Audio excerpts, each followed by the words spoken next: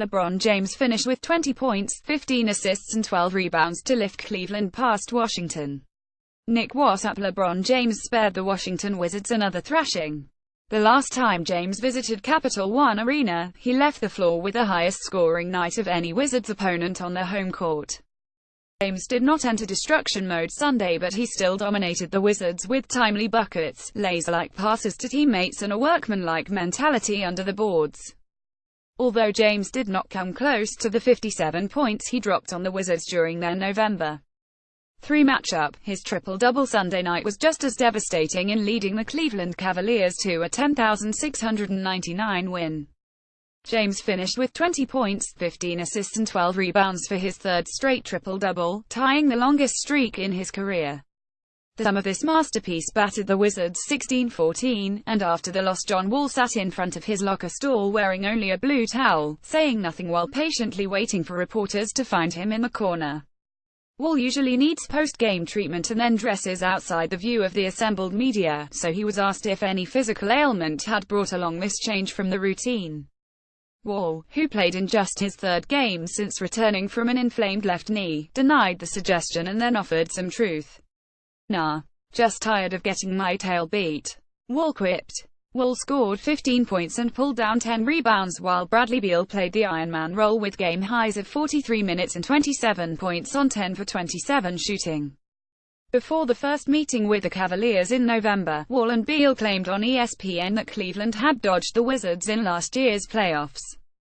They're the ones who publicly promote the idea of Washington matching up so well against Cleveland, and on Sunday as Beal lofted rainmaking jumpers around the court and Wall sprinkled in drives and dishes 6 assists, their play backed up their words. In the second quarter, when Washington worked out of a 7-point hole, both Beal and Wall scored 9 points apiece. However, their hustle on the other end displayed more of the leadership than any bucket they had scored. The Wizards played with just one true big man while Markieff Morris sat on the bench saddled with fouls, so Wall had to face up James on one play and then made the extra effort to defend the rim and force a stop for the first time in 9 possessions. Wall and Beal led Washington during much of the game, but the pair slowed down in the fourth quarter, combining to make 1 of 9 shots for 2 points. The teams were tied at 83 heading into the final quarter, but Washington shot 31.8%, and any notion of these two teams being even quickly dissipated. "Shots just didn't go in," Beal said. "We had a lot of good looks, a lot of open threes, a lot of easy ones at the rim. A few turnovers hurt us, but all in all, we had good shots. They just didn't go." Since last year, the Wizards have had designs on meeting the Cavaliers in the spring. They feel confident in their ability to match up with Cleveland, but on Sunday the Wizards lacked the frontcourt depth to truly test this claim. Starting small forward Otto Porter Jr. missed his second game of the season while dealing with a right hip bruise. Kelly Oubre Jr. moved into the starting unit, but before the end of the first quarter both he and Morris went to the bench with 2 fouls apiece. In the third quarter, Morris, with 3 fouls and a technical, remained in the locker room to get an X-ray after getting hit in the neck while Mike Scott played with the starters. Though Scott played better than just providing a light body to throw at James, and finished with 19 points, and Oubre played smart in not digging deeper into foul trouble, Washington could not overcome its deficit in depth.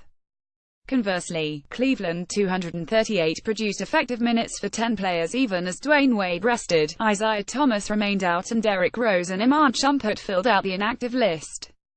They have a lot of guys. They sat out a couple of players and they still have a lot of guys.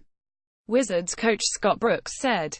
That's what makes them one of the best teams in basketball. Quote, Brad probably played a few extra minutes too many. Brooks continued. We needed some extra minutes out of guys.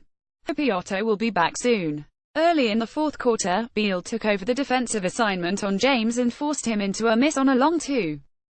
Beal needed a break at the 824 mark, and from that point James turned into a lethal facilitator in setting up teammates during an 80 Cavaliers run. Though Beal quickly returned to the floor, the Wizards did not return to form and the Cavaliers opened their biggest lead of the game. The effort was there, Scott said. We just have to outlast them, win, get rebounds, make plays, simple plays. Especially against a great team like that, you have to be sharp.